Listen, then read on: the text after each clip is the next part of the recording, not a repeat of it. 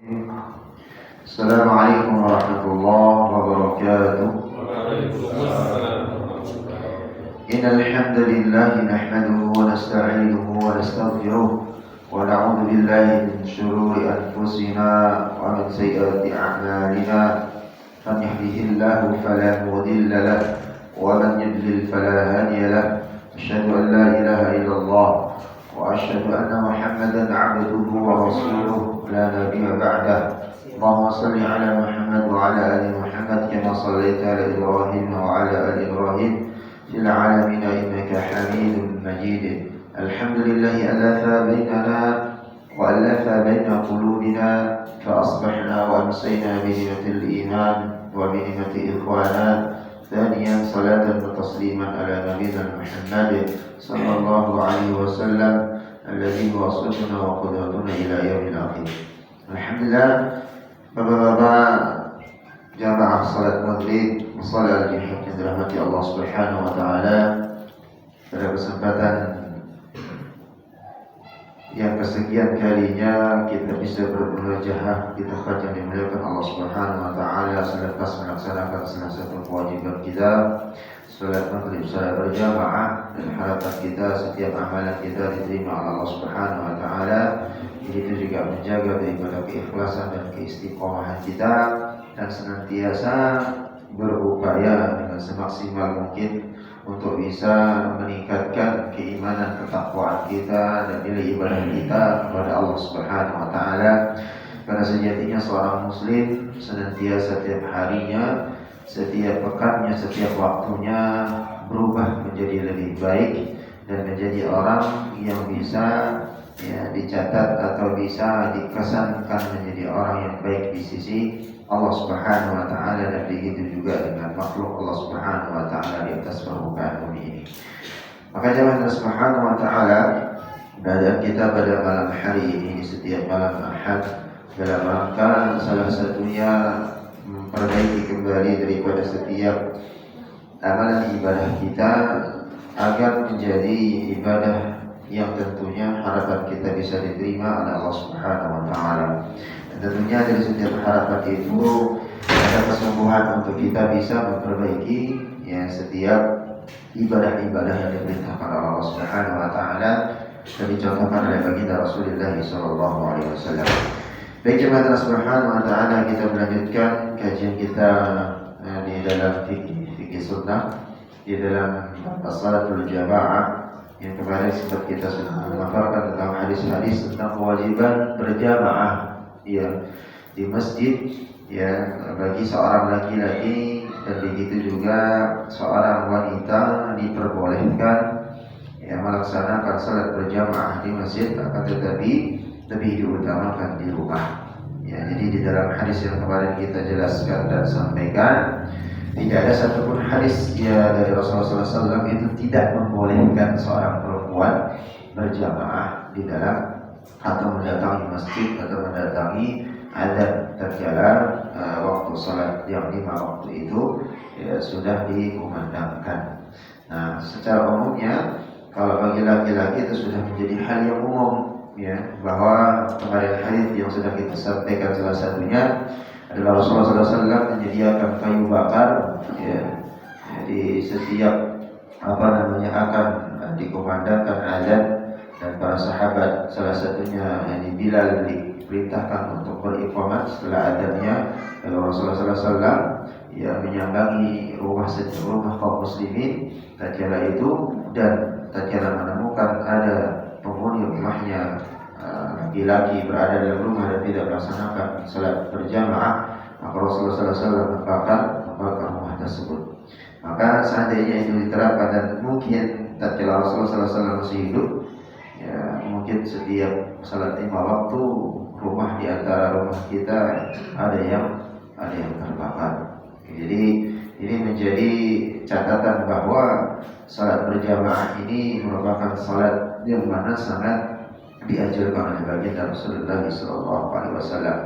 Walaupun ada sebagian pendapat yang mengatakan tidak diwajibkan, akan tetapi dikatakan bahwa dia sunnah al-muakkadah, sunnah yang sangat dianjurkan atau kita. Tetapi jumhur ulama ya dalam hadis-hadis yang kuat yang menyampaikan bahwa berjamaah bagi laki-laki hukumnya itu wajib. Maka di sini begitu juga dengan seorang perempuan. Tidak ada satupun hadis yang menyampaikan tidak membolehkan mereka untuk berjamaah di masjid. Maka hadis-hadisnya diantaranya kemarin, la tamna'un nisa, jangan melarang wanita. Untuk apa? Ayakhrujna ilal masajid. Ya, supaya untuk jangan melarang seorang wanita atau wanita istri kalian atau perempuan ya untuk datang ke masjid melaksanakan sholat berjamaah. Ya, di sini dikatakan ilal masajid buyutuhunna khairun lahunna. Akan tetapi sholat mereka ya dikerjakan di rumah itu lebih baik. Dari Abu Hurairah juga menyampaikan bahwa la tamna'u ima Allahi masajidallahi wal yakhrujuna tiflan. Janganlah melarang para wanita ya pergi ke masjid-masjid Allah Subhanahu wa taala ya jika mereka datang ke masjid hendaklah mereka keluar tanpa memakai wewangian atau memakai harum-haruman yang sampai menimbulkan fitnah. Maka di sini dari hadis-hadis ini Rasulullah SAW tidak melarang, ya akan tetapi menyampaikan ya tatkala dia salat berjamaah di rumah atau salat di rumah itu lebih baik. Tapi begitu juga tatkala dia berjamaah maka pahalanya juga akan dilipat gandakan. Maka di sini jamaah Allah Subhanahu wa taala kita melanjutkan kembali hadis-hadis yang tentang bagaimana keutamaan berjamaah ya dari salat berjamaah itu sendiri. Dari sunnah mengerjakan disunahkan mengerjakan salat di masjid yang jaraknya lebih jauh ya dari masjid atau musala tempat kediaman kita. Ya, salat di masjid yang jaraknya lebih jauh dan jamaahnya lebih banyak itu disunahkan untuk kita datang ke sana. Ya, tetapi kembali lagi, kalau memang di masjid dan musalla kita tidak ada yang berjamaah, maka itu lebih utama untuk dihidupkan daripada menghidupkan masjid yang sudah ramai. Ya, kalau masjid dan musalla yang sudah ramai, nggak perlu lagi diramaikan. Kembali lagi catatannya di sini adalah disunnahkan. Akan tetapi dia akan menjadi wajib tatkala ya samping perumahan kita musallanya masjidnya nggak ada kehidupan dan adzan nggak ada. Atau muadzin sekaligus iqamah menjadi imam menjadi makmum sendirian, maka kewajiban dan harus orang-orang yang terdekat dengan masjid itu mendatangi masjid tersebut. Ada orang yang mengatakan jirannya masjid itu 40 rumah ke depan, 40 ke belakang, 40 ke samping, kiri dan kanan. Tatkala dia mendengarkan adzan, mendengarkan iqamah, maka wajib hukumnya dia langsung mendatangi daripada suara tersebut. Nah, kalau kita di Indonesia ini tak sampai 40 rumah mushola sudah ada, masjid sudah ada. Tatkala waktu azan sudah sampai atau waktu salat sudah nyampe atau sudah datang, maka bersaut-sautan ya antara mushola masjid itu suara ada. Tinggal kita tatkala azan itu dirasakan dan diresapi dengan hati, maka kita akan tergerak untuk mendatanginya atau berjamaah ke masjid. Maka di sini Rasulullah SAW ya hadis yang diriwayatkan oleh Imam Muslim dari Abu Musa radhiyallahu anhu, qala Rasulullah sallallahu alaihi wasallam, inna a'zaman nasi aghran bis salati ab'aduhum ilaiha mamsha. Jadi ini hadis yang menerangkan semakin jauh orang berjalan ya dari rumahnya untuk mendatangi masjid musalla dan berjamaah, maka itu lebih utama. Maka sesungguhnya orang-orang yang paling banyak pahalanya ketika mengerjakan salat adalah orang-orang yang jauh berjalan dalam mendatangi masjid. Jadi intinya maksudnya adalah disunahkan dia mendatangi yang lebih jauh supaya jalan langkahnya itu semakin banyak. Maka kemarin kita pembahasan tentang wudu itu lebih utama di wudu itu di rumah daripada di masjid, supaya kita mendapatkan fadilah setiap langkah dari langkah kita menuju masjid itu. Ya salah satunya adalah akan dicatat sebagai satu derajat kebaikan dan dihapuskan satu dosanya setiap langkahnya.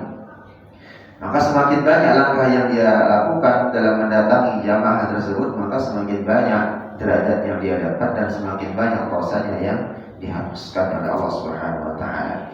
Begitu juga dari Jibril Ya, Rasulullah SAW menyampaikan diriwayatkan oleh Imam Jabir radhiyallahu anhu, khalat al-biqa'u hawla al-masajid fa'arada Banu Salimatan an yantaqilu ila qurbil masajid.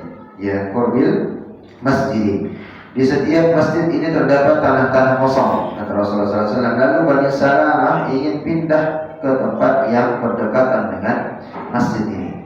Lalu fabalagha dzalika Rasulullah sallallahu alaihi wasallam faqala lahum innahu balaghani annakum turiduna an tantaqilu. Maka di sini Rasulullah SAW menyampaikan berita tersebut disepakati kepada Rasulullah SAW tentang Bani Salamah ya ingin memanfaatkan tanah kosong tersebut ya supaya berdekatan dengan rumahnya ya supaya berdekatan masjid itu dengan perkampungan mereka. Lalu berita tersebut sampai kepada Rasulullah. Apa kata Rasulullah SAW? Aku mendengar berita bahwa kalian ingin pindah ya pindah ke tempat dekat masjid, benarkah itu? Ya, maka bertanya Rasulullah SAW kepada Bani Salamah, faqala lahum innahu balaghani annakum turidu an tantaqilu qurbal masjid. Qalu na'am, ya Rasulullah, benar, berita itu benar, kami akan pindah. Ya Rasulullah. Qad aradna dzalika faqala ya Bani Salim, ya Bani Salimata, diyarakum tattaba'atharukum. Maka Rasul mengatakan, tatkala dia mengatakan iya benar ya Rasul, maka Rasulullah SAW menyampaikan kami memang bermaksud demikian, kata Bani Salamah. Lalu beliau bersabda, wahai Bani Salamah, tetaplah di tempat kalian, karena setiap langkah kaki kalian mencatat pahala kebaikan bagi kalian. Jadi intinya di sini adalah hadis yang menerangkan semakin ya banyak atau semakin jauh orang berjalan dalam berjamaah, maka amalan salat, amalan ibadah daripada yang dia dapatkan itu semakin banyak. Maka di sini jamaah yang dirahmati Allah Subhanahu wa taala ya kembali lagi tentang bagaimana memperbanyak daripada langkah yang disebutkan di sini kaki ya. Lalu bagaimana dengan orang yang naik sepeda motor, bagaimana dengan naik mobil, bagaimana dengan naik sepeda. Hitung apakah hitung jerujinya, apakah hitung dari pelek mobilnya atau pelek motornya. Kalau motornya peleknya 3 bagaimana gitu kan. Ya, jadi itu sebagai kias saja. Maka setiap langkah, setiap putaran daripada roda yang dia pakai, ya maka itu menjadi pahala bagi orang-orang yang mendatangi masjid. Maka di sini lebih baik, lebih afdal memang melangkahkan kaki menggunakan kaki, ya menggunakan kaki. Akan tetapi memang kalau jaraknya sangat jauh yang sampai menyebabkan dia terlambat dalam berjamaah, maka di sini lebih baik menggunakan transportasi. Ya, maka pahalanya juga sama. Ya, maka Allah yang bisa menghitung dengan hitungan yang mana sesuai dengan apa yang digajarkan oleh Allah Subhanahu wa taala. Ubay bin Ka'ab meriwayatkan hadis dari Rasulullah sallallahu alaihi wasallam, salatul rajuli ma'a rajul azka min salatihi wahdahu wa salatuhu ma'a rajulaini. Salat salah satu atau salah satu seorang laki-laki, ya salah satu orang laki-laki bersama satu orang lainnya itu lebih baik daripada salat sendirian. Jadi seorang laki-laki berjamaah dengan seorang laki-laki sebagai makmumnya itu lebih baik ya daripada seseorang yang salat sendirian. Ya, maka di sini ar-rajulaini azkan salati ma'a rajulin wa ma qatara fahum ahabbu ila Allah taala. Maka hal tersebut ini berjamaah itu lebih dicintai oleh Allah Subhanahu wa taala, lebih disenangi oleh Allah Subhanahu wa taala daripada orang yang salat sendirian. Maka sunnah berjalan ke masjid ya dengan tenang, sebagaimana pembahasan kita di awal-awal bab tentang wudu.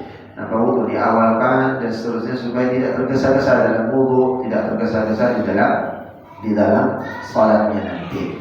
Maka di sini disunahkan berjalan itu dengan tenang ya, dengan memperbanyak beristighfar kepada Allah Subhanahu wa taala dan ingat menjaga niat. Jangan sampai menjadi riya, jangan menjadi takabbur, jangan sampai merasa paling taat, paling soleh dan seterusnya. Ya, jangan sampai hal itu bisa merontokkan semua apa yang kita inginkan dari pahala pahala yang kita harapkan dari Allah Subhanahu wa taala. Maka jamaah Subhanahu wa taala, tentang hal ini Abu Hurairah pernah menyampaikan hadis Rasulullah sallallahu alaihi wasallam, jika kalian mendengar suara iqamah, pergilah untuk mengerjakan salat, kata baginda Rasulullah sallallahu alaihi wasallam. Kalian harus tenang dan jangan terburu-buru. Yang kalian dapat diikutilah, dan yang ditinggalkan sempurnakanlah. Maknanya apa? Tadinya kita datang ke masjid, ya sudah iqamah, sudah merasa nih ketinggalan salat maghrib. Nyata imamnya sudah 2 rakaat, itu tenang saja. Jangan sampai terburu-buru, sampai apalagi lari. Tatkala dia lari sudah sampai berjamaah di samping saf, ngos-ngosan, bisa mengganggu dari jamaah yang di samping, bisa juga dia akan tidak khusyuk di dalam sholat. Maka Rasul mengatakan, apa yang kalian dapati, kerjakan apa yang kita dapat. Tatkala dapat 2 rakaat, kalau dia kurang, maka sempurnakanlah kekurangan tersebut. Maka kemarin pembahasan kita tentang sujud at-tilawah, sujud sahwi, itu sudah yang penting-penting ya. Ya, kenapa penyebabnya sujud sahwi dan seterusnya, sujud tilawah hukumnya apa, fadilahnya. Begitu juga dengan sujud sahwi, dari ketentuan yang 5 kemarin sesuai dengan dalil yang disampaikan Rasulullah SAW tentang kewajiban seseorang tatkala dia tidak mendapati atau kelebihan, kekurangan, lupa dan seterusnya, atau menghayal di dalam sholatnya, maka di sana diwajibkan tentang sujud sahwi, imma sebelum salam ataupun sesudah salam, sesuai dengan kondisinya dia terlupanya. Ya, kalau dia terlupanya masih di dalam sholat, maka sebelum salam. Tapi kalau dia sudah salam, ya, maka melakukan salat sujud sahwi itu setelah salamnya secara otomatis. Baik jemaah Subhanahu wa taala, di pertengahan babnya ya di sini tentang imam. Nah, ini yang perlu. Imam sholat berjamaah, tatkala kita berjamaah disunnahkan tidak memperpanjang bacaan. Nah, ini perlu kita perhatikan. Maka kenapa tatkala seseorang Allahu akbar, asyhadu an la ilaha illallah, qama muadzin, maka imam ngambil mikrofon, selesai ngambil jangan langsung takbir atau iqrar, jangan langsung takbir. Kita nggak tahu makmum itu masih di luar atau masih memperbaiki sajadah atau lagi memperbaiki daripada safnya. Makanya disunahkan istawu wa'tadilu wastaqimu sufufakum fa inna taswiyat as-sufuf min tamamis shalah. Lurus, rapatkan, sempurnakan ya daripada saf. Dan bukan hanya itu saja sebetulnya tujuannya, bukan untuk semena-mena hanya meluruskan saf, menyempurnakan daripada safnya, enggak. Jadi imam itu melirik dari kanan sampai kiri, ada enggak orang tua nih, ada enggak orang yang enggak kuat berdiri nih, ada enggak anak-anak kecil, bayi yang sedang digendong atau masih nyusui di belakang dan seterusnya. Perhatiin. Nah, kalau memang ada, jangan membaca ayat yang panjang-panjang yang sampai memberatkan makmum. Itu tujuannya tatkala imam itu balik, jangan semua langsung Allahu Akbar, nggak ngelihat kondisi makmumnya, ada tua renta dan sekira lihat nggak ada ini ya, mesti kuat-kuat semua kan. Dibaca 1 halaman 1 rakaat aman dah, atau 2 halaman 1 lembar 1 rakaat ya tapi masih aman ya, insya Allah masih kuat. Makanya di sana tapi tetap dia sunnahnya. Bahkan di dalam sejarah Umar bin Khattab ya, itu sebagai yang terkenal di dalam sejarah ya, disampaikan oleh para sahabat, dan itu menjadi pembelajaran, meluruskan saf daripada para sahabat itu menggunakan pedangnya.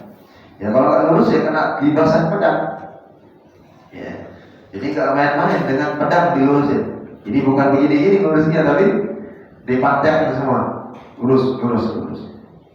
Ya, sebagaimana hadis yang kita sampaikan kemarin, sesungguhnya syaitan itu bisa mengganggu atau bisa menerkam, atau singa bisa menerkam daripada buruannya. Itu tatkala dia memilih daripada kerbau, memilih daripada kijang, memilih daripada rusa dan seterusnya, itu keluar dari kawanan, tidak berjamaah. Dan begitu juga dengan kondisi masyarakat dan umat Islam saat sekarang ini. Ya, tatkala kita tidak berjamaah bersama-sama, maka mudah dikalahkan oleh musuh, mudah dipatahkan oleh musuh. Begitu juga dengan keprihatinan kita saat sekarang ini. Ya, begitu banyak daripada negara-negara Arab yang bersampingan dengan saudara-saudara kita yang ada di Palestina, tapi tidak ada satupun perkataan, pernyataan, sikap yang mereka ambil sehingga Amerika, begitu juga dengan Zionis Israel laknatullah alaih itu gentar, tapi mereka santai saja. Ya, karena sebagian mereka itu terkekang dengan kebijakan hutang dan yang lainnya. Malah yang lain-lain yang menyuarakan negara miskin malah ya bisa sampai merampas dan seterusnya seperti Yaman dan seterusnya. Nah, kalau pertanyaan daripada jamaah, Yaman itu Houthi, Syiah, begitu juga dengan Iran, kenapa kok bisa Hamas atau orang-orang Palestina, pejuang Palestina menerima tawaran daripada orang-orang Syiah? Nah, ingat, di dalam tubuh Hamas dan di dalam masyarakat Palestina itu banyak para ulama yang masyhur. Ya, mereka mengambil sikap itu mempunyai pertimbangan fikih yang mempunyai keluasan daripada keilmuan mereka. Salah satunya adalah karena saudara-saudara sesuni mereka itu tidak ada yang membantu, sedangkan mereka harus dibantai.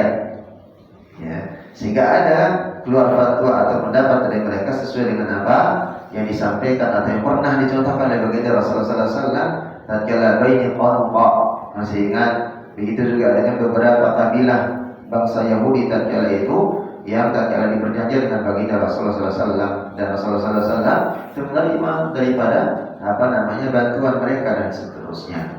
Nah, ini bisa kita bahas nanti di dalam kesempatan lain tentang hal itu, supaya nanti jangan bertanya tentang Hamas dan seterusnya, tentang bagaimana orang-orang yang menyepelekan atau menyampaikan hal-hal yang tidak baik tentang saudara-saudara kita yang ada di Palestina, khususnya para pejuang di sana. Sama dengan hal kita yang kita rasakan selama 350 tahun dijajah itu enak nggak? Jepang, Belanda, Portugis datang, ya, sampai seperti itu tidak mungkin. Ya, kita akan nyaman. Kalau kita mungkin membiarkan begitu saja, mungkin kita masih terjajah. Maka di sini jamaah subhanahu wa ta'ala, tatkala berjamaah seorang imam itu harus peka melihat daripada jamaah. Nah, kalau memang dia jamaahnya masih kuat, ya tafadhal, silakan. Maka di sini Abu Hurairah meriwayatkan hadis dari Rasulullah SAW mengatakan, "Idza shalla ahadukum lin-nas falyukhaffif fa inna fihi ad-dha'if was-saqim wal-kabir wa idza shalla li nafsihi falyutawil masya'a." Jika seorang dari antara kalian menjadi imam salat, hendaklah ia meringankan salatnya atau memendekkan bacaan salatnya, karena dalam jamaah terdapat orang yang lemah, yang lagi sakit, atau orang yang tua. Jika salat sendirian, silahkan panjangkan bacaan semaumu atau sesuka. Begitu juga dengan Anas radhiyallahu anhu, ya, bersama Rasulullah SAW, "Inni la adkhulu fi salat wa inni uridu iqalataha fasma'u buka'a sabiyyi." Nah, di sini hadis yang menerangkan yang masyhur yang sering kita temukan kalau biasanya di pesantren, ya, juga disampaikan bahwa kalau seorang imam itu sholat, ya, tatkala dia sudah takbiratul ihram lalu membaca suratul Fatihah, atau mungkin sedang membaca suratul Fatihah akan membaca ayat, mendengar ya sabi, seorang bayi, anak bayi yang lagi mungkin dia masih menyusui atau yang lain bersama ibunya, ya nangis, maka percepat sholat,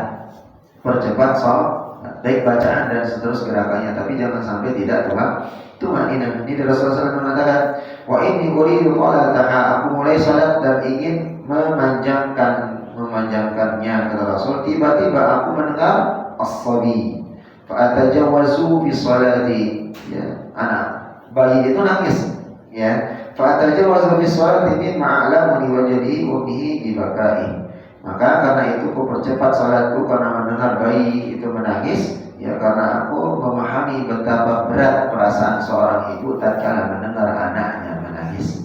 Takutnya nanti ibunya enggak khusyuk salatnya dan jamaah yang lain juga tidak khusyuk. Maka Rasul sallallahu alaihi wasallam itu mempercepat salatnya. Ini diriwayatkan oleh Imam Bukhari dan Muslim dan yang lainnya. Maka Anas juga menceritakan, ya, suatu ketika aku belum pernah mengerjakan salat di belakang Rasulullah SAW, seorang imam yang lebih ringan dan lebih sempurna salatnya dibandingkan dengan Nabi Muhammad SAW. Jadi ringan bacaannya. Tetapi nanti di penjelasan berikutnya Ya Rasulullah SAW itu pernah ya satu ketika tatkala seseorang para seorang sahabat itu tatkala iqamat dikumandangkan, dia langsung keluar, ternyata ingin buang air besar sampai ke Baqi. Jadi dari Masjidil Haram itu sampai ke Baqi jaraknya lumayan. Dia keluar di sana sampai membuang hajat. Ya, kalau di zaman dulu kan tidak ada seperti sekarang, ya kamar mandi dan seterusnya. Padang pasir ketemunya padang pasir, tempatnya qada hajat. Ya, untuk memenuhi hajatnya, imma itu buang air besar, airnya atau buang air kecilnya. Nah, dia keluar tatkala iqamah, ya.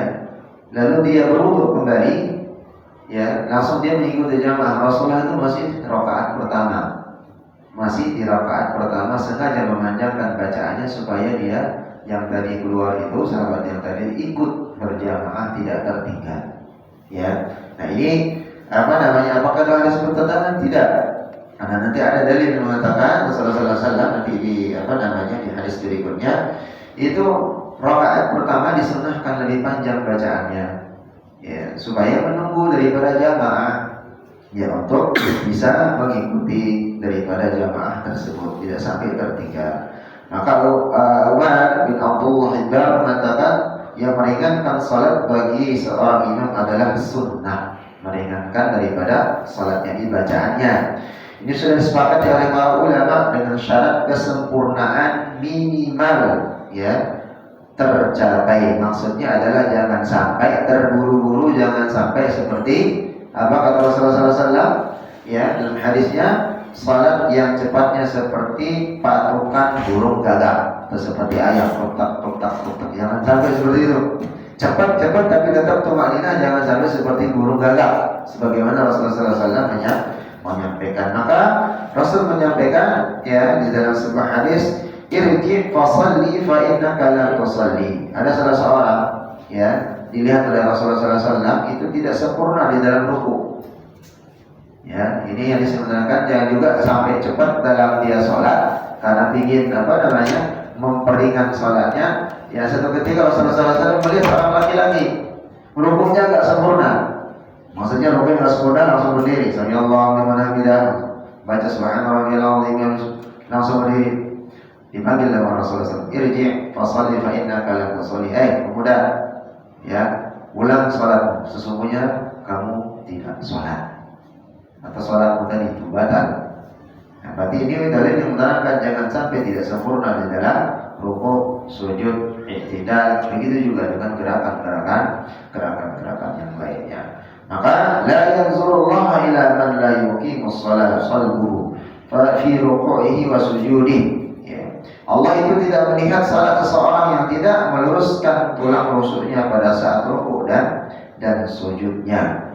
Jadi di sini, ya, kembali menerangkan tentang harus sempurna di dalam gerakan sebagaimana yang sudah kita praktikkan di awal. Karena salat kemarin kita sudah praktikkan, nah sekarang penjelasannya lebih rinci lagi, ya, tentang bagaimana dalil-dalil yang ada di dalamnya. Lalu yang berkata tidak pernah mendengarkan ulama yang berbeda pendapat, ya, tentang bahwa seseorang imam disunnahkan, ya, atau meringankan di dalam salatnya atau di dalam gerakan salat dan bacaannya. Maka bagaimana jemaah subhanahu wa ta'ala, imam tatkala memanjangkan rakaat pertama dan sebagaimana saya sampaikan tadi, memanjangkan rakaat pertama untuk menunggu orang yang baru datang, ya, agar mendapatkan fadilah salat berjamaah. Maka salat rakaat pertama ini dipanjangkan, ya, supaya menunggu jamaah yang terlambat supaya mendapatkan fadilah di dalam berjamaah. Ya, salah satunya tadi, ya, tentang bagaimana hadis yang berdasarkan Abu Qatadah, ya. Jadi tatkala kami mengira bahwa mengerjakan rakaat pertama yang berkata Rasulullah SAW ingin agar kaum muslimin bisa mendapatkan rakaat pertama bersama dengan imam, maka Abu Sa'ad menjawab pada suatu ketika iqamat salat. Jadi ini diriwayatkan Abu Sa'ad, ya, tentang bagaimana tatkala ketika qomat sudah dikumandangkan yang tadi kita sampaikan, ada salah seorang laki-laki yang keluar ingin buang hajat, ya, lalu dia bersuci wudu sampai itu ikut berjamaah. Rasulullah SAW masih dalam posisi rakaat pertama karena ingin menunggu daripada salah seorang sahabat tadi yang tertinggal atau sedang mengqadha hajatnya. Maka begini juga dalam ketentuan tatkala seorang makmum wajib mengikuti imam. Nah, ini penting. Ya. Dan tidak boleh mendahului imam. Nah, kalau kita ketahui selama ini kan hanya mendahului, ya, dan begitu juga tidak mengikuti imam. Akan tetapi ada dalil yang mengatakan seseorang yang mendahului imam tatkala takbiratul ihram dan tatkala seorang makmum yang mendahului imam tatkala assalamualaikum, maka salatnya batal. Menurut mazhab Syafi'i. Jadi tatkala takbiratul ihram imam, Allahu Akbar, dia duluan dia takbir ketimbang imam. Dua ini. Kalau yang lain tidak jadi masalah, tidak diperdebatkan. Tapi secara umum jumhur ulama katakan tatkala dia mendahului imam takbiratul ihram lalu mendahului imam itu salat, maka salatnya batal. Ya, salatnya tidak sah. Ya, maka di sini Abu Hurairah menyampaikan innamal imamu liyutamma bihi. Ya, imam itu adalah untuk diikuti. Ya, fala takhtalifu, jangan menyelisih imam, jangan mendahului imam. Alaihi fa idza kabara fakabbiru, apabila imam bertakbir maka bertakbirlah. Wa idza raka'a farka'u, imam ruku ikut ruku. Wa idza qala sami'a Allahu liman hamidah faqul Allahumma rabbana lakal hamdu. Tatkala imam mengatakan sami'a Allahu liman hamidah, jangan diikuti bacaan sami'a Allahu liman hamidah, tapi jawab rabbana lakal hamdu atau rabbana wa lakal hamdu. Ya. Wa idza sajada fasjudu, apabila imam itu sujud, ikut sujud makmum. Wa idza shalla qa'idan wa sallu qu'udan ajma'un, dan apabila imam itu duduk di antara dua sujud atau dia duduk, maka ikutilah dia duduk. Innamal imamu liyu'tamma bihi fa idza qabara fakabbaru wa la tukabbiru hatta yukabbir.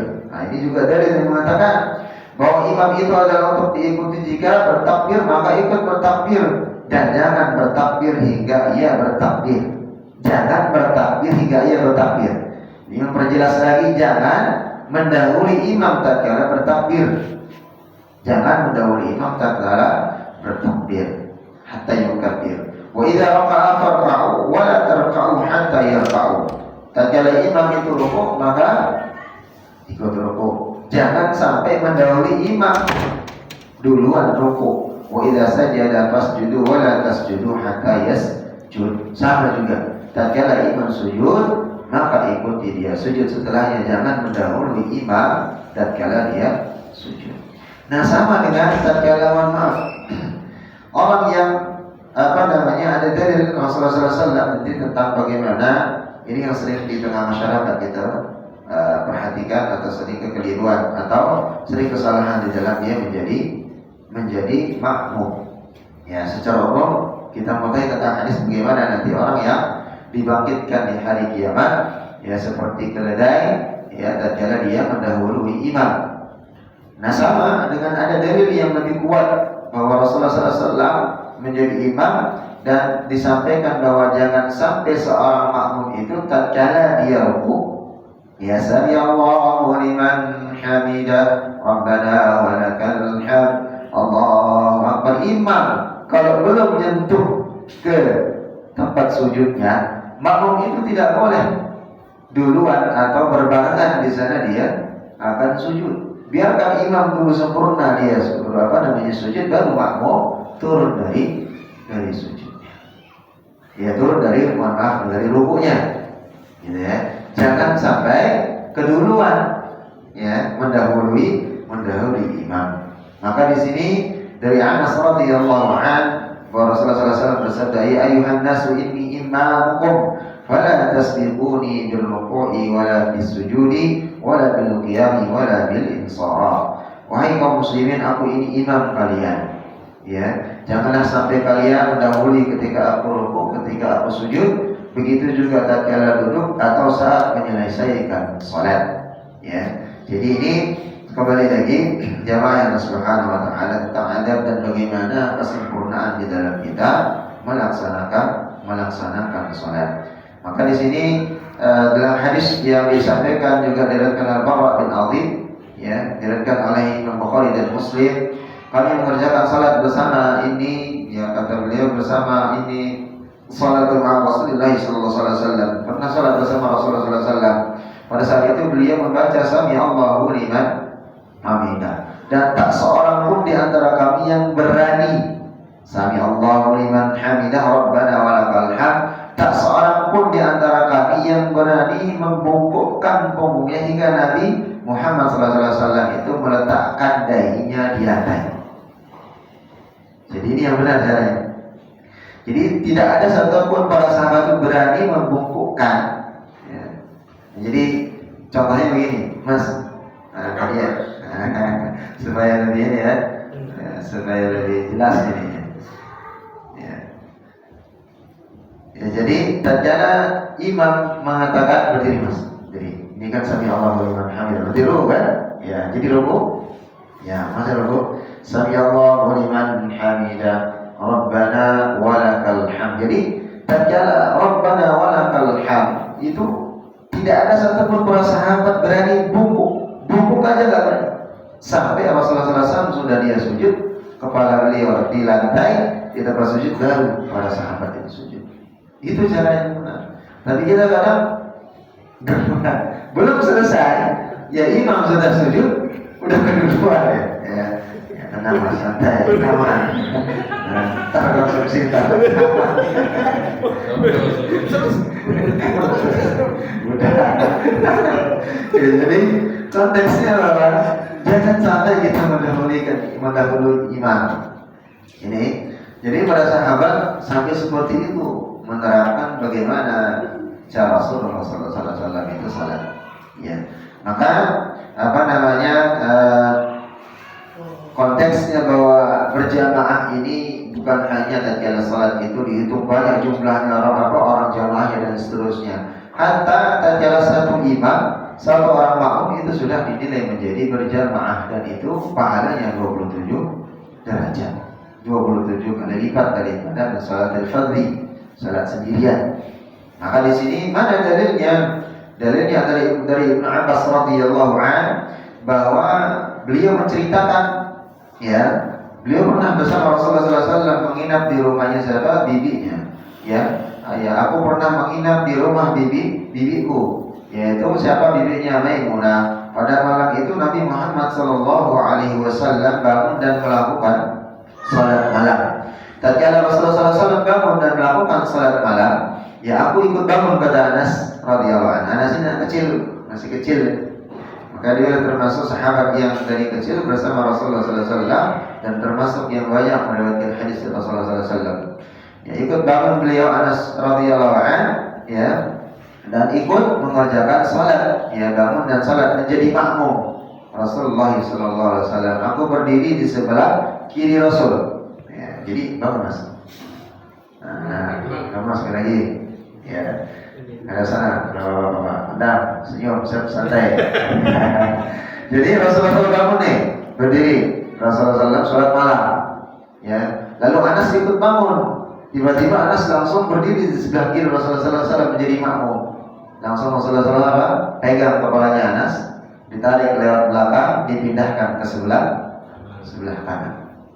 Dan ini dalil tatkala seorang laki-laki menjadi imam dan makmumnya itu laki-laki, maka berdirinya di sebelah kanan. Gitu ya, sudah Mas. Ya, jadi konteksnya jamaah subhanahu wa ta'ala, satu imam, satu makmum itu sudah berjamaah. Ya, satu makmum, satu imam itu sudah dihitung menjadi berjamaah. Nah, di sini yang perlu diperhatikan, ya, tidak boleh, ya, yang ini pendapat para ulama tentang bagaimana seseorang, ya, melakukan berjamaah, berkelompok. Di sini jamaah duluan, di sini jamaah dulu, ikut jamaah lagi, di sini bikin jamaah lagi dalam satu masjid. Ya, dalam satu masjid ini kalau orang yang ngaji atau pernah bahas tentang fikih, dia menentukan hal itu, maka itu tidak boleh. Ya, ini berdasarkan dalil dari mana? Begitu juga dengan dalil yang tatkala seseorang ya yang dia tertinggal dalam salat ya boleh dijadikan imam, baik itu tatkala dia berjamaah salat fardu ataupun dia menjadi salat sunnah tertinggal ya. Dalilnya mana? Dari Abu Sa'id.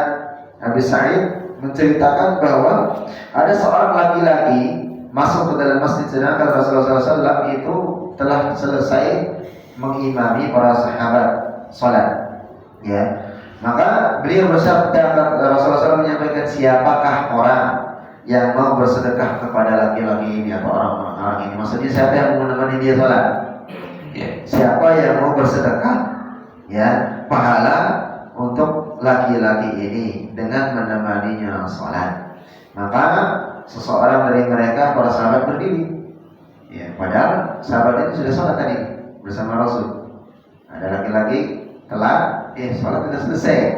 Para sahabat sudah selesai. Rasulullah langsung panggil, siapakah orang di antara kalian yang mau bersedekah pahala dengan seorang laki-laki ini untuk menemaninya salat? Maka salah seorang sahabat berdiri. Ya, nyata di dalam keterangan Ibnu Abi Syaibah menerangkan bahwa sahabat itu adalah Abu Bakar radhiyallahu anhu. Abu Bakar As-Siddiq ya berdiri langsung menemani ya untuk berjamaah, menjadi bersalat berjamaah. Boleh enggak? Boleh. Ya. Maka di sini dalilnya tatkala ada salah-salah saudara kita, teman kita, dan ini umum biasanya di pondok dan seterusnya ya, tentang menyebutkan dalil-dalil yang seperti ini ya, tentang tatkala kita sudah salat, ada saudara kita misalnya yang terlambat berjamaah, ya kita boleh menemani menjadi makmum, boleh. Ya, boleh. Maka itu dihitung menjadi jamaah. Itu dihitung menjadi pahala berjamaah kembali. Maka dari Imam At-Tirmidzi ya menjadikan hadis ini sebagai dalil bolehnya melakukan salat berjamaah di masjid yang sebelumnya sudah dilakukan salat. Ya, ini menurut Imam At-Tirmidzi dilakukan salat berjamaah. Ini sebagai dalil ya bahwa bolehnya seseorang ya melakukan salat berjamaah di masjid yang sebelumnya sudah dilakukan salat berjamaah untuk salat yang sama, untuk salat yang sama. Menurutnya pendapat ini juga dianut oleh Imam Ahmad dan Ishaq. Sedangkan sebagian ulama yang lain seperti Sufyan, Imam Malik, Ibnu Mubarak dan Imam Syafi'i mengatakan orang-orang yang datang terlambat dan salat berjamaah atau salat jamaah sudah selesai, hendaklah harus salat sendirian. Harus salat sendirian. Tidak perlu lagi membuat jamaah. Tapi ada dalil tadi yang mengatakan Rasulullah SAW ya mengajak salah seorang sahabat untuk menemani salah sahabat yang lain untuk melaksanakan salat berjamaah. Dari sini bisa dipahami? Ada pertanyaan? Nah, kalau enggak? Mau nanya itu niatnya bagaimana Pak?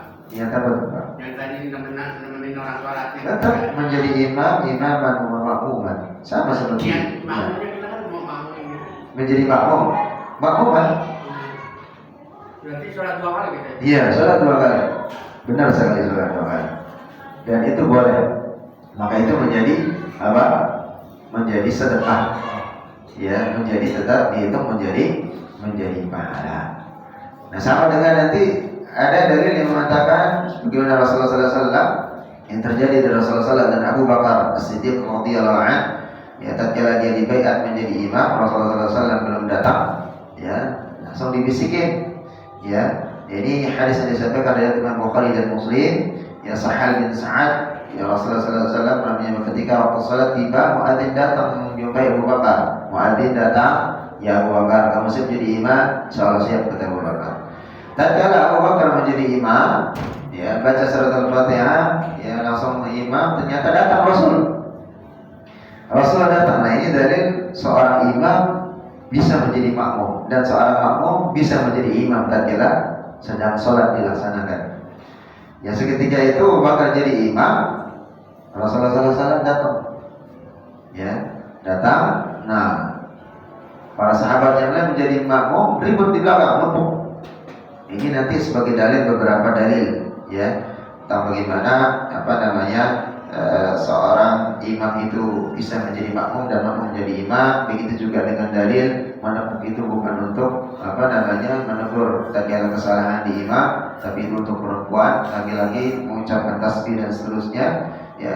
Maka tatkala dia melihat Rasulullah SAW boleh menoleh, Abu Bakar menoleh, ya. Tapi sebelum menoleh itu satu orang dulu tepuk. Setelah itu sampai lama Abu Bakar tidak sadar, ya. Lalu Abu Bakar ditepukin lagi semakin ramai, ya. Makmum di belakang itu tepuk tangan, ya. Sampai Abu Bakar itu menoleh, nah melihat Rasulullah SAW. Tatkala dia akan mundur, ditahan sama Rasul.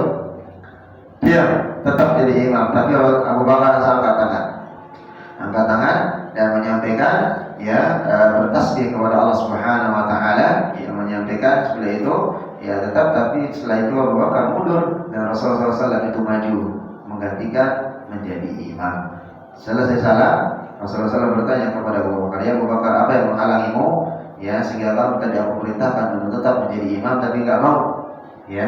Maka Abu Bakar mengatakan, ya Rasulullah, tidak layak bagi putra Abu Khufah. Itu Abu Khufah itu adalah julukan daripada bapaknya Abu Bakar As-Siddiq untuk mengimami Rasulullah SAW. Lalu Nabi mengatakan, bertanya kepada para jemaah, mengapa kalian tadi itu tepuk tangan, ya, tatkala melaksanakan salat. Barang siapa yang merasa ada gangguan dalam salatnya, maka bagi laki-laki tidak tepuk tangan. Tepuk tangan itu untuk perempuan, tapi cukup mengucapkan tasbih, ya, membesarkan Allah Subhanahu Wa Taala. Allah Akbar. Jadi seperti itu ya Allah Subhanahu Wa Taala. Maka hadis ini menjelaskan yang pertama, berjalan dari saf ke saf yang berdekatan. Saf ke saf yang berdekatan berjalan itu tidak membatalkan salat, ya. Maka tetapi caranya juga ada. Jangan sampai melangkah langsung loncat plak plak plak plak 3 kali, enggak, ya. Tapi loncat sekali diam, loncat sekali diam, itu satu gerakan, dihitung satu gerakan. Lalu berikutnya ini sebagai juga dalil bolehnya mengucapkan hamdalah saat ada sesuatu yang menggembirakan dalam kondisi sholat. Alhamdulillah, boleh mengucapkannya dalam kondisi sholat tatkala ada sesuatu yang menggembirakan. Begitu juga ketika sholat itu sebagai dalil boleh mengucapkan tasbih tatkala menegur imam, ya. Begitu juga dalil ini bisa dijadikan sebagai dalil tatkala boleh menggantikan imam yang berhalangan, ya. Imam yang berhalangan boleh juga menggantikan menjadi makmum, meskipun pada awalnya menjadi imam menjadi makmum, makmum menjadi imam. Ketika salat boleh juga mengangkat kedua tangan untuk berdoa memuji Allah, sebagaimana Abu Bakar tadi, ya. Ketika salat boleh juga menoleh jika perlu, ya, genting, sama dengan tatkala salat tentara, TNI atau pasukan dan seterusnya, ya. Jadi ada adabnya dan seterusnya. Insyaallah nanti ibadah Isya kita lanjutkan. Itu juga mungkin kalau ada pertanyaan, ya, kita cukupkan dengan sama-sama. Alhamdulillahirabbil alamin, subhanallah wa bihamdik, asyhadu an la ilaha illa anta, astaghfiruka wa atubu ilaik. Assalamualaikum warahmatullahi wabarakatuh. Waalaikumsalam.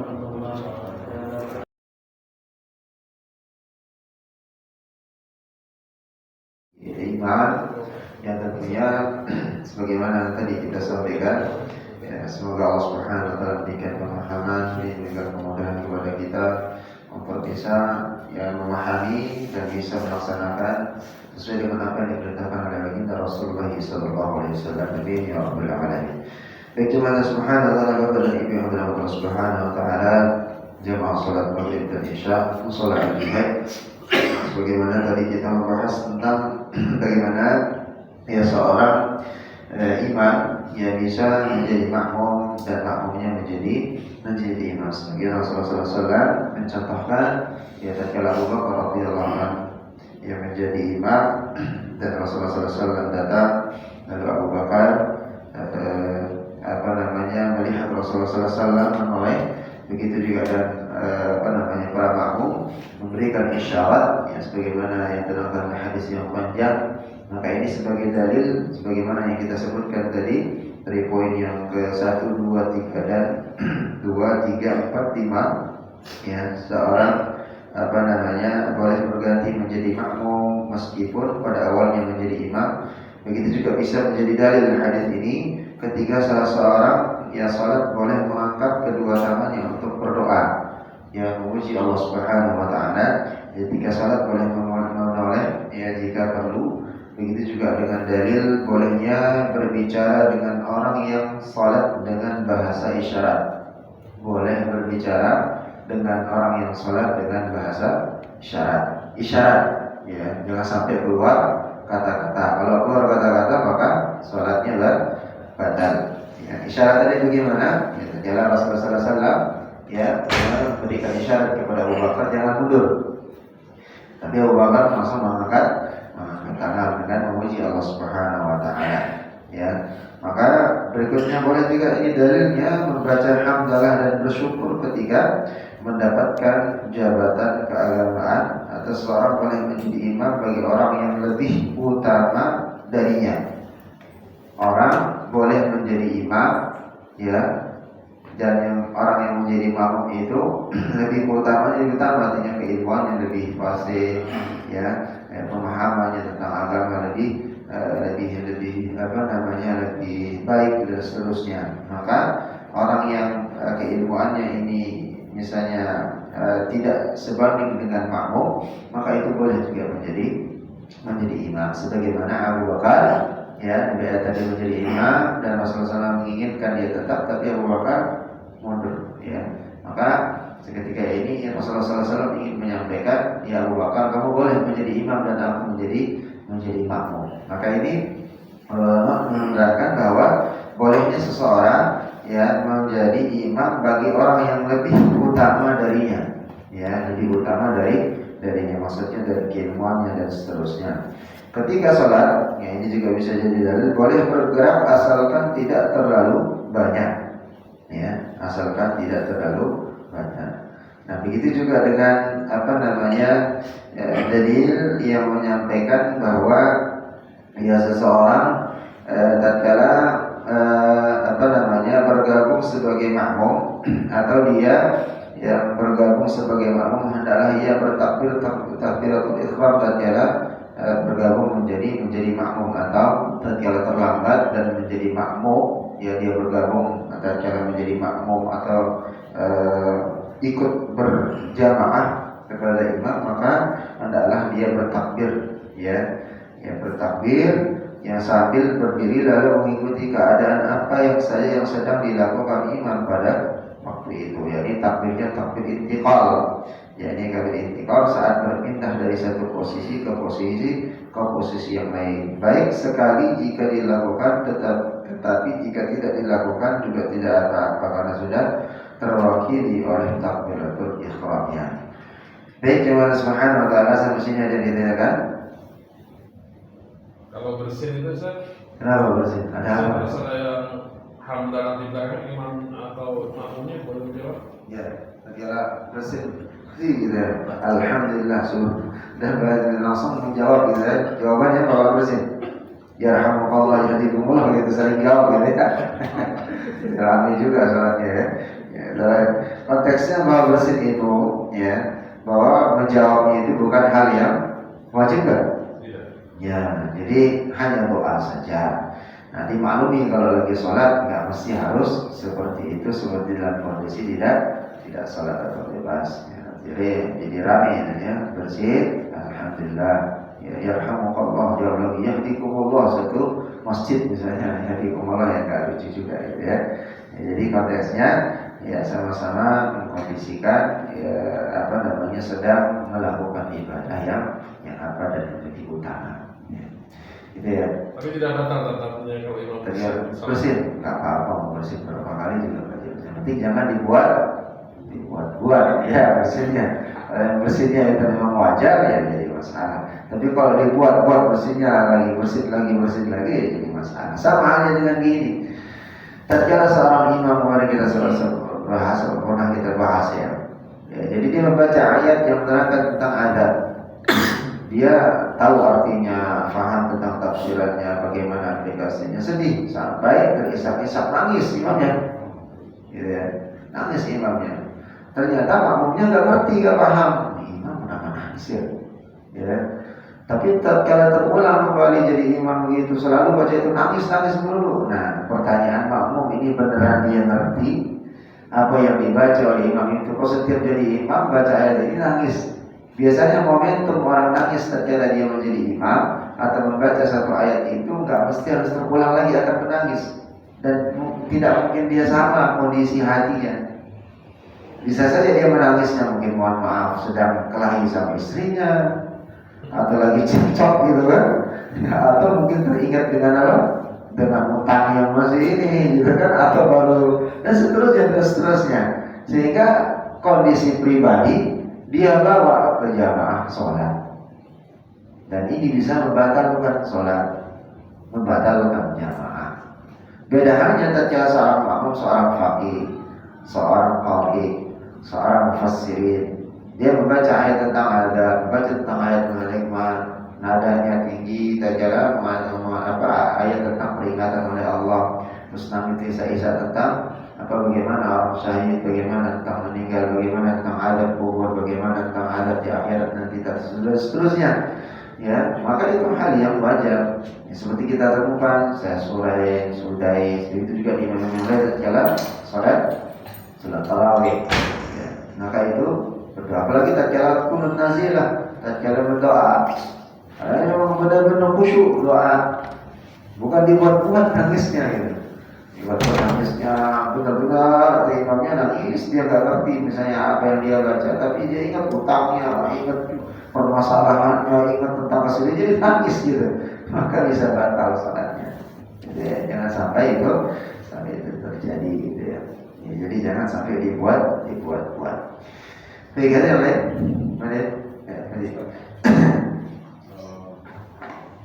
Kapan saatnya makmum itu mengucapkan salam terakhir?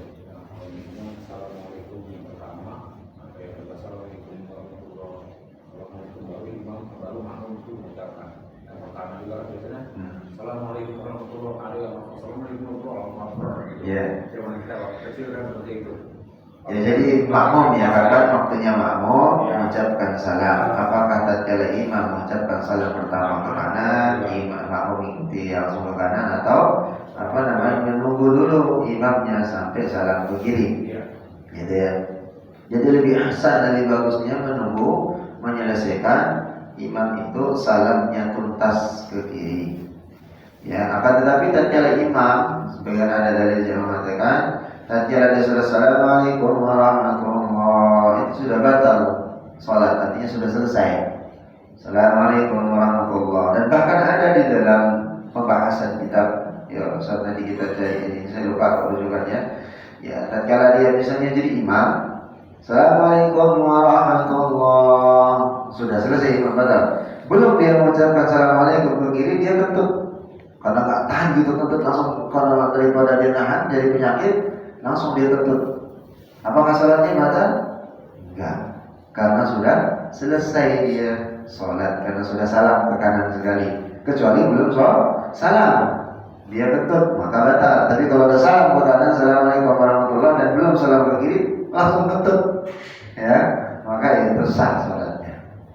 Ya, pendapat sebagian ulama. Nanti kita bahas tentang itu. Jadi ahsannya memang menunggu selesai imam sempurna salam, baru makmum ikut salam. Jadi artinya Assalamualaikum warahmatullahi wabarakatuh, imam langsung bisa aja ya. Jadi lebih afdal, lebih baik menunggu imam sampai salam ke kiri, baru makmum salam ke kanan. Salam ke kiri. Ada yang mengucapkan salam untuk kalian tidak salam. Ya langsung kabur dan seterusnya. Ada juga sebagian masyarakat, walau besar dalilnya dari mana? Tatkala salam, tangannya kebuka. Assalamualaikum warahmatullahi. Assalamualaikum warahmatullahi. Ya, kanan buka, tangan kiri kebuka. Ya, salam ke kiri, tangan kiri juga kebuka. Itu biasanya ikut-ikutan. Ya, tidak ada dalil yang mengatakan tangan, maka bisa jadi batal malah gerakan tangan yang tidak, yang seharusnya tapi sengaja digerakkan. Ya, jadi Assalamualaikum, tatkala tangannya ditaruh di di paha. Assalamualaikum warahmatullahi. Assalamualaikum warahmatullahi wabarakatuh. Ya, maksudnya apa? Ya, dari mana datangnya dari yang besar itu biasanya ikut-ikutan. Ya, ikut-ikuti saja. Enggak ada dari dia yang dia pelajari atau dalil yang dasarnya dari Rasulullah sallallahu alaihi wasallam. Bahkan kemarin kita sudah jelaskan tatkala tahiyat, baik itu awal ataupun akhir atau duduk di antara sujud, tangan itu sudah terbuka, jari-jari itu terbuka. Sama tadi kalau rukuk kemarin sudah kita jelaskan, rukuk itu memegang apa? Tempurung kan? Tidak sampai begini, bisa juga begini. Tapi tempurung yang ada di yang ada contoh dari baginda Rasulullah SAW. Bukan memegang lagi betis. Ada yang memegang betis, ada kelebihan. Ada yang megang sini. Ada yang cuma begini saja. Nah, sudah cara dia rukuk. Nah, begini. Padahal yang ada sunnah itu adalah tempurung lepas. Benar-benar dipegang. Ya, jadi konteksnya bahwa bagaimana Rasulullah SAW itu sebagai dengan dalil para sahabat yang melihat dan seterusnya, ya, dan tentunya itu sama-sama juga dikaji atau disepakati oleh para ulama. Ada yang lain? Yang tuntunan sholat itu kan syahnya sholat itu dari takbiratul ihram sampai dengan salam. Jadi salam yang pertama atau salam yang kedua nih maksudnya? Yang apa ya? Mengikutinya tadi itu sudah pertanyaan tadi. Ya, dari afdal selesaikan imam tatkala salam, yang kedua baru makmum mengikuti salam. Ya, jadi jangan sampai mendahului imam. Ya, tatkala tadi assalamualaikum warahmatullahi wabarakatuh, assalamualaikum duluan. Imam belum salam ke kiri, dia sudah duluan salam. Ya, jadi imam belum menyelesaikan salamnya ke kiri, atau imam baru assalamualaikum dia sudah salam duluan, langsung mendahului imam ke kiri, maka sholatnya batal. Ya, yang tadi di awal, ya tatkala takbiratul ihram mendahului dengan salam dulu mendahului, maka ya sholatnya batal. Jadi gini Pak Ustaz. Assalamualaikum warahmatullahi gitu kan. Berarti si makmum ini di sholat dia setelah itu imam belum ke kiri, dia udah salam, Masih aman. masih aman. Makanya lebih afdalnya itu tunggu imam selesai salam yang kedua, baru makmum salam pertama, baru salam kedua. Makanya kan ada juga yang imam yang bilang itu assalamualaikum warahmatullahi wabarakatuh. Kaki kiri dia nggak. Oh, tidak ada suaranya, tidak ada suaranya, boleh, tidak apa-apa. Nah itu makanya dalilnya tadi salam yang pertama itu sudah sholatnya selesai, sudah batal atau sudah menyelesaikan sholat. Ya, tidak menyuarakan suara yang kedua maksudnya. Jadi masalah. Ya, jadi konteksnya bahwa ahsan memang dua-duanya dibesarkan. Sehingga khawatirnya nanti takutnya ada makmum yang paling belakang nggak dengar salam pertama, salam kedua juga nggak dengar karena nggak ada suara, malah rancu nanti. Ya, jadi enggak. Baik, selanjutnya kita lanjutkan sedikit tentang hal-hal. Nah, yang boleh dijadikan alasan tidak melaksanakan sholat berjamaah di masjid, ya, secara syar'i. Yang pertama, karena dingin atau hujan yang sangat lebat. Dingin, benar-benar dingin tapi ya, sampai beku. Ya, derajatnya misalnya 0 minus gitu ya, sampai benar-benar beku, dia tidak bisa keluar atau mungkin akan keluar akan sakit dan seterusnya, maka boleh. Ya, begitu juga dengan hujan yang lebat, ya, boleh dijadikan sebagai dalil atau rukhsah dia tidak melaksanakan berjamaah. Ini berdasarkan hadis dari Ibnu Umar yang meriwayatkan hadis Rasulullah SAW bahwa Nabi pernah menyuruh muadzin agar memandangkan azan dan menyeru, ya, salatlah kalian di kemah masing-masing, ya, salatlah kalian di kemah masing-masing. Artinya tidak datang ke masjid, ya, supaya di malam yang dingin dan hujan ketika berpergian. Ya, tatkala Rasulullah SAW berpergian, dia menyerukan kepada para sahabat untuk sholat di kemahnya masing-masing karena tatkala akan keluar suasana sangat dingin sekali dan hujan sangat lebat. Ya, begitu juga kami pernah keluar bersama Rasulullah SAW dari Jabir radhiyallahu anhu dari hadis kami pernah keluar bersama Rasulullah SAW. Ya, lalu dalam satu perjalanan kemudian kami menemui hujan, lalu beliau bersabda, siapa yang ingin, ya, mengerjakan sholat di kemahnya dipersilahkan. Ya, Jadi siapa yang mengerjakan di sholat di kemahnya dipersilahkan bagi Rasulullah Sallallahu Alaihi Wasallam. Maka sebab-sebab yang lain yang dianggap sama dengan dingin ialah panas. Dingin lawannya lah panas. Kalau panasnya sangat terik sekali sampai membakar kulit, sampai bisa bikin pening kita, ya. Sedangkan masjid musala agak jauh, boleh sholat di rumah. Ya, begitu juga dengan gelap gulita atau takutnya terhadap aniaya orang. Misalnya kalau gelap, khawatir akan dirampok dan yang lain akan dianiaya, ya, maka orang akan dizalimi. Ini Ibnu Battah mengatakan semua ulama telah berijma bahwa tidak salat berjamaah di masjid karena hujan lebat, gelap gulita atau khawatir akan dizalimi, dirampok, ya. Maka itu diperbolehkan salat di rumah. Lalu yang kedua, saat hidangan sudah tersedia, mau makan-makannya.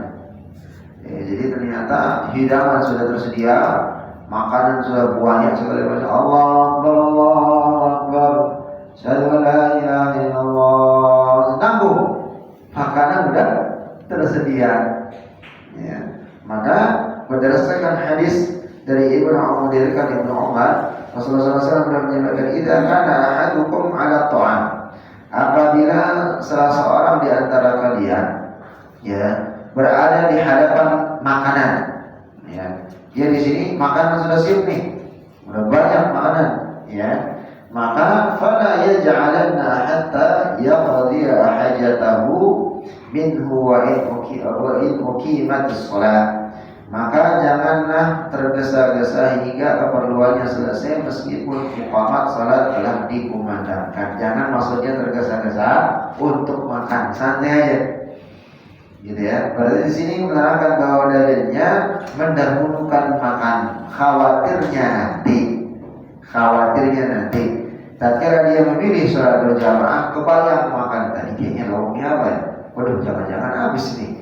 Jangan-jangan keduluan si fulan dan si fulan. Saya nanti habis sholat tinggal nasinya doang, lauknya nggak ada, atau nggak kebagian sama sekali, gitu. Ya. Jadi kalau masuk sholatnya, ya gitu. Maka selesaikanlah hajatnya untuk makan, gitu ya. Nah, kalau untuk menghindarinya, kalau memang sudah dekat waktunya tinggal berapa menit, ibu-ibu, ya, yang menghidangkan makan bagi suami, jangan dulu dihidangkan, tawarin dulu, Pak.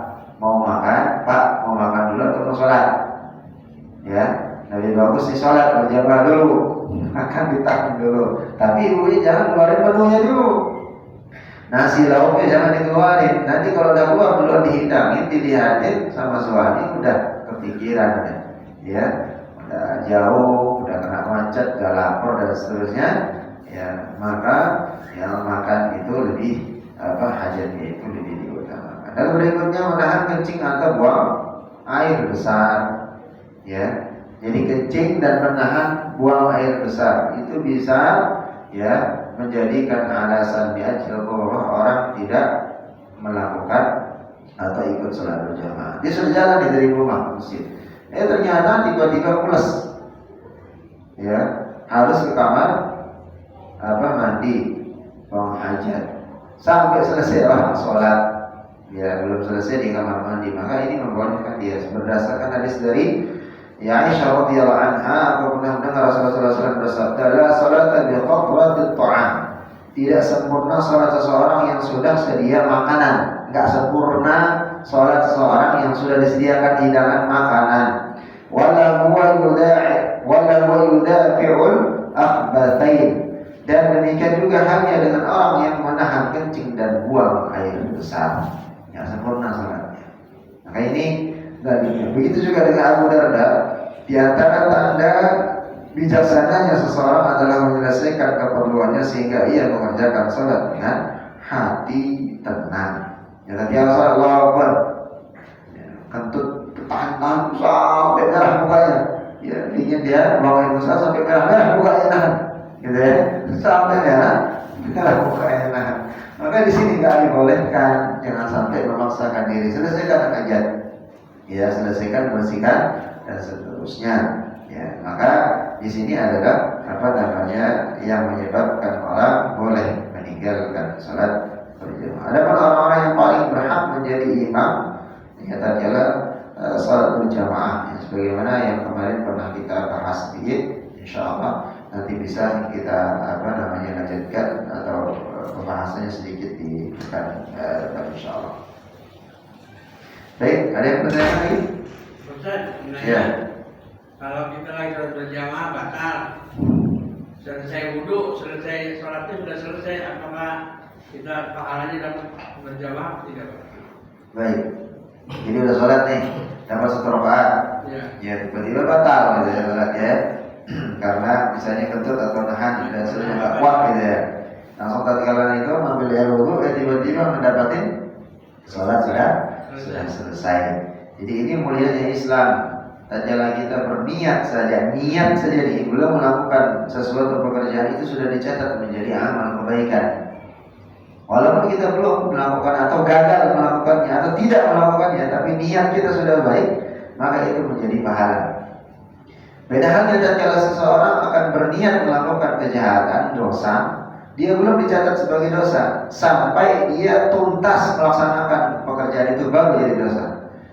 Walaupun nanti dia niatnya akan melakukan dosa, di tengah-tengah dia akan melakukannya, ternyata urung niatnya, gak jadi melakukannya, maka itu bukan menjadi catatan dosa, gak jadi dicatat sama malaikat.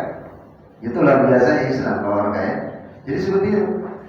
Ya kan kita baru niat aja, tapi jangan niat doang. Baru niat nih, kayaknya berinfak hari ini 1 juta. Niat doang gitu ya. Niat doang, gak sebisa bilang atau 50 juta ya, seperti yang di-share di grup. Ya hari ini, ini baru niatin deh. Tapi kan dilaksanakan besok niat lagi ya. Ya sama juga bohong gitu, gak seperti itu maksudnya.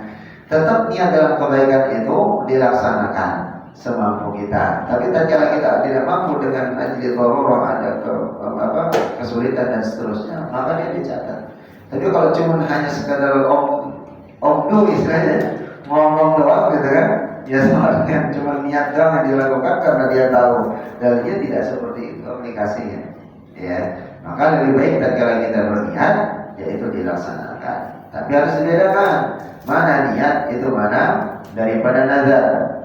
Nazar itu juga banyak macamnya, gitu ya. Tatkala seseorang bernazar, tatkala dia ingin berniat melakukan sesuatu kebaikan, dan seandainya nanti anak saya lulus, misalnya kuliahnya atau pintar anak saya, ya saya ada duit, saya ingin sembelihkan dia kambing. Itu niat baiknya. Tatkala dia tapi tidak ada uang dan seterusnya, anaknya ternyata juara satu dan seterusnya, tapi tidak ada uang, nggak jadi masalah, dia tetap menjadi pahala. Tapi kalau kalimatnya saya bernazar karena Allah, seandainya nanti anak saya juara 1 atau lulus kuliah lebih cepat, dapat sarjana cum laude misalnya, IPK-nya dari 4, misalnya 999 sampai 5 gitu kan. Nah, nanti walaupun jarang-jarang gitu kan, saya akan sembelih kambing dan ajak musyawarah bikin kebuli dan mengundang jamaah musyawarah al-jihad gitu kan. Maka itu menjadi nazar yang wajib ini dilaksanakan. Kalau sudah ada kalimat nazar gitu ya. Jadi hati-hati. Maka sama juga hati-hatinya kita, ibu dan bapak yang telah subhanallah, terutama ibu-ibu ya, takutnya kepada bapak-bapak. 2 hal tatkala dia diucapkan menjadi hukum, jatuh hukumnya, baik itu dia bercanda ataupun serius. Bercanda saja dianggap menjadi jatuh hukumnya, apalagi serius. Yang pertama itu menikahkan anak perempuan bagi bapak. Contoh bapaknya datang, ya kedatangan tamu dari kantor. Ya ternyata anak gadisnya nyuguhin minuman, ngeluarin. Anak gadisnya ini baru sudah balik, umur sudah haid dan seterusnya, SMA lah. Ya keluar nyuguhin minuman. Terus bercanda lah teman kantornya ini. Ya bro, kok anakmu cantik, wah ayu ya katanya. Kamu mau katanya, bercanda lagi nih sama bapaknya ya, perempuan tadi, kamu mau? Ya mau lah. Jabat tangan dah. Jabat tangan bapaknya, saya nikahkan kamu dengan anak saya. Dan ini itu bercanda. Langsung temannya mengatakan saya terima nikahnya, sah sudah jadi istrinya itu. Walaupun bercanda. Apalagi serius, maka hati-hati punya anak perempuan bapak-bapak. Nah begitu juga dengan ibu-ibu, bapak-bapaknya. Bercanda dia tatkala mentalak atau menceraikan istrinya. Baik itu imma, ini hati-hatinya talaknya. Bizwahir atau bisir. Sirnya itu macam-macam. Dengan WA, bercanda WA, atau dengan surat, atau sekedar sirnya itu kata para ulama menerangkan adalah dengan sindiran. Nah ini yang ada di sindiran. Contoh sindiran kalimatnya gimana? Saya sudah gak hajat dengan kamu, gak nafsu saya dengan kamu. Udah sana, kalau gitu saya pulangin. Bercanda, dengan begitu saja itu sudah talak satu. Gak boleh dia nyampur dengan suami. Bercanda, apalagi serius. Jadi nikah dan talak jangan dipermainkan, gitu ya. Jangan sampai jatuh. Kalau 3 kali dia mengucapkan seperti itu, maka jatuh talak 3, maka hukumnya apa? Nggak boleh rujuk, harus dia nikah dulu. Yang laki nikah, perempuan nikah. Kalau lakinya cerai, perempuannya cerai, sama-sama yang murni cerai, bukan karena inisiatif dari seorang suaminya. Nah, jadi ada suami begitu. Saya ingin karena dia dulu bercanda 3 kali sampai talak 3 selesai, ingin nikahin lagi istrinya, dia bayarlah, suami bayaran, bro. Kamu mau nggak ini? Saya ingin nikah lagi dengan istri saya. Dimana saya talak 3, saya kasih uang 100 juta, kamu nikahi. Ya, setelah nikah nanti kamu ceraikan. Itu nggak sah. Tetap dia harus nikah, benar-benar nikah dan dukhul, udah digauli istrinya itu tadi dan seterusnya. Ya, lalu dia cerai mungkin karena dia nggak cocok dan seterusnya, baru bisa nikah. Susah itu, bisa kembali lagi. Makanya itu beratnya daripada orang yang talak. Maka wajar. Rasul mengatakan bahwa sesungguhnya talak itu hal yang halal tapi yang sangat dibenci oleh Allah Subhanahu wa taala. Gitu ya. Bisa? Nah, ini anak muda nih. Ya, ada yang lain pertanyaan apa? Nah, karena hidangan sudah tersedia, ya silakan kalau bisa ya. Kalau ini kan ada kondisinya kadang-kadang kita sholat sendirian, terus ada yang nepuk nih, yang masbuk itu. Boleh nggak? Mestinya kalau yang nepuknya dia kan niatnya makmum, tapi yang sholat sendirian kan dia niatnya sholatnya sendiri kan. Yeah. Itu dapat pahala jamaah. Baik, ada di dalam dalil yang tadi sempat kita bahas dan sampaikan bahwa seseorang yang tatkala dia menjadi makmum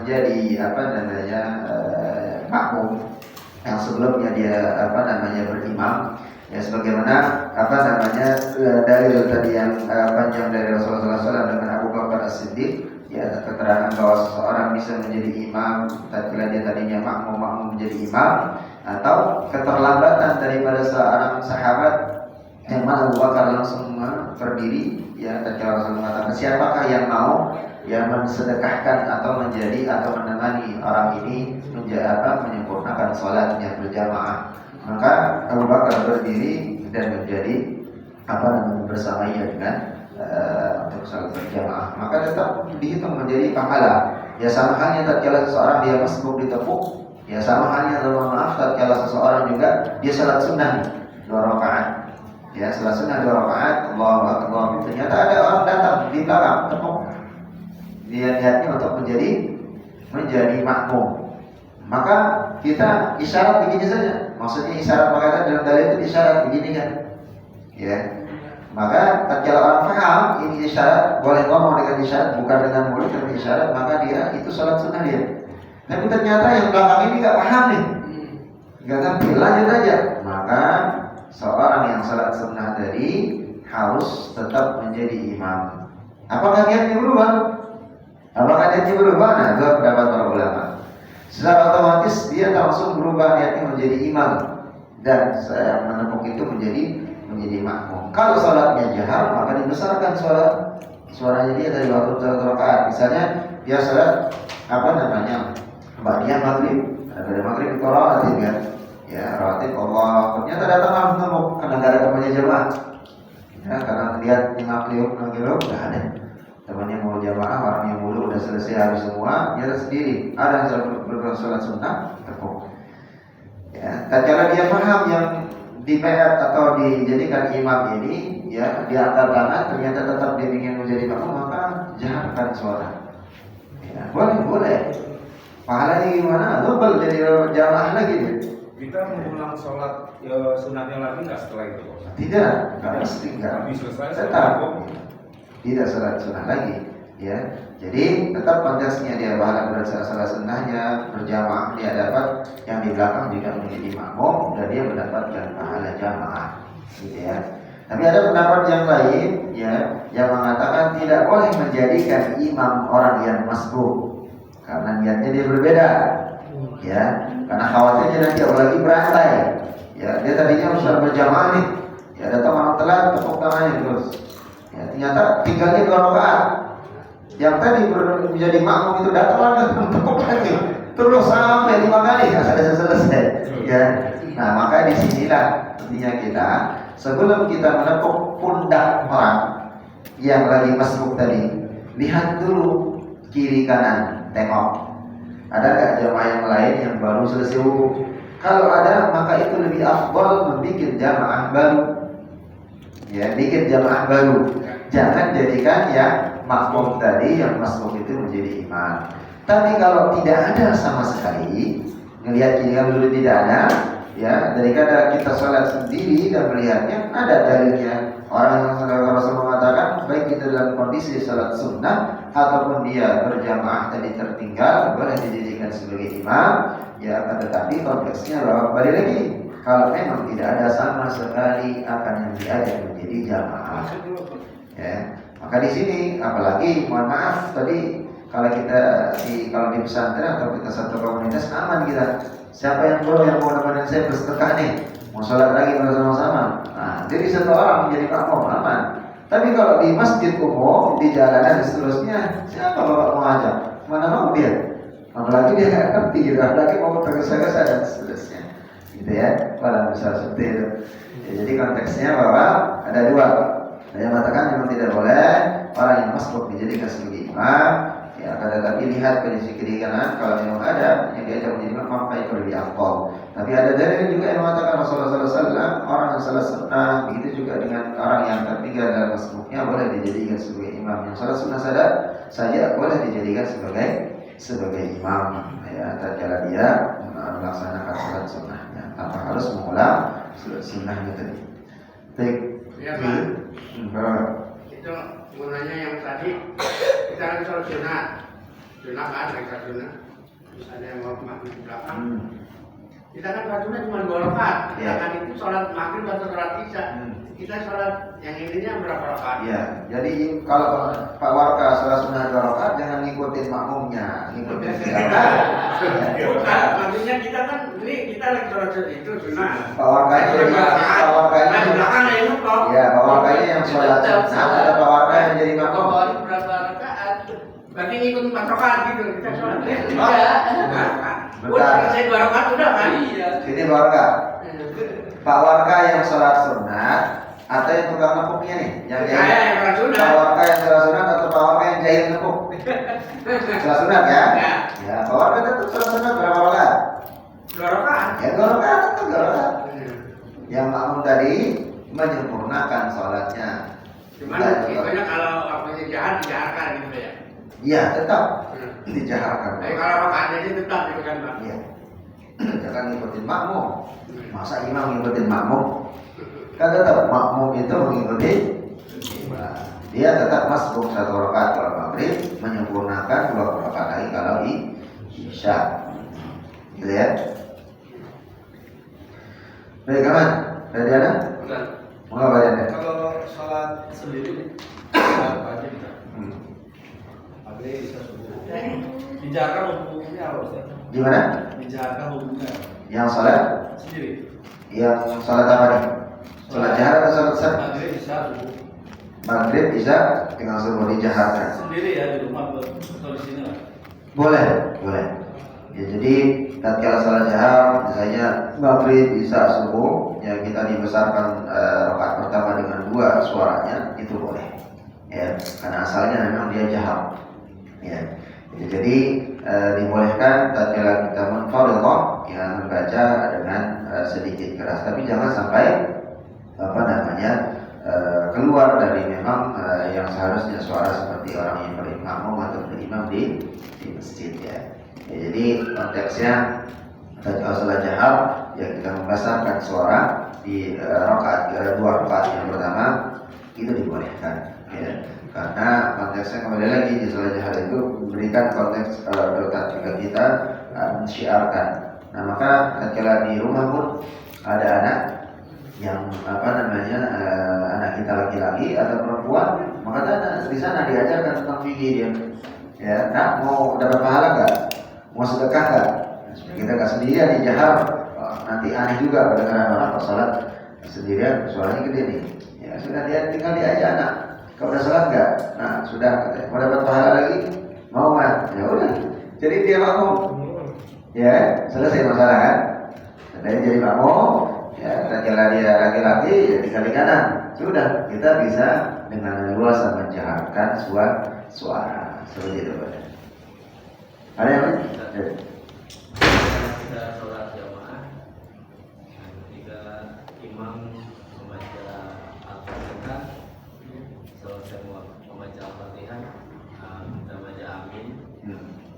Adabnya jamaah menunggu imam selesai membaca amin atau bersamaan. Kadang-kadang imam belum selesai belum membaca amin, jamaah sudah duluan. Ya. Ya. Yang ada di dalam dalil mengucapkan amin bersama imam berarti berbarengan. Maka malaikat juga mendoakan orang-orang yang bersama mengucapkan amin selesai membaca surat Al-Fatihah. Jadi dalilnya itu bersamaan dengan imam. Jadi makanya pentingnya imam mengatakan amin juga baik itu bisir ataupun dengan jahar. Maka para malaikat itu mendoakan orang-orang yang menjadi makmum tersebut. Ya. Jadi tatkala imam selesai surat Al-Fatihah dan mengucapkan amin, makmum juga mengucapkan amin berbarengan dengan imam yang berdasarkan hadis yang berbarengan dengan imam, maka didoakan oleh para malaikat Allah Subhanahu wa taala apa yang dihajatkan dan seterusnya. Nah, cuman ada sebagian yang mengucapkan dalam besar, saya belum ketemu dalilnya. Ya, tatkala imam ghairil maghdubi alaihim waladdallin rabbighfirli wa li walidayya. Amin. Dia doang mengucapkan di sana. Ada kan? Banyak kita temukan itu di kampung-kampung. Seolah-olah dalilnya misalnya cuma nanti kita cari dalilnya sama-sama, itu belum ada. Ya, atau pernah dengar dari ini? Berdoa, Rabbighfirli wa li walidayya. Amin. Langsung baru selesai itu mengucapkan amin.